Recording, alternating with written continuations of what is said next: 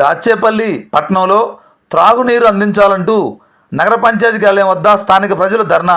ఇక పూర్తి సమాచారం మేరకు త్రాగునీరు అందించాలంటూ పల్నాడు జిల్లా గురిజాల నియోజకవర్గం దాచేపల్లి పట్టణ ప్రజలు పట్టణ నగర పంచాయతీ కార్యాలయం వద్ద మంగళవారం సాయంత్రం 5 గంటల సమయంలో భాగంగా ధర్నా నిర్వహించారు.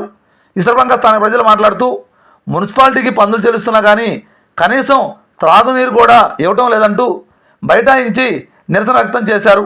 అలానే అధికారులకు ఎన్నిసార్లు మొత్తుకున్నా కూడా తమ సమస్యను పట్టించుకోవడం లేదని, ఎప్పటికైనా అధికారులు స్పందించాలని కోరారు. అంతేకాకుండా నగర పంచాయతీ కార్యాలయం వద్ద ఈ బైఠాయించిన క్రమంలో కొంత ఉద్రిక్తత చోటు చేసుకుంది.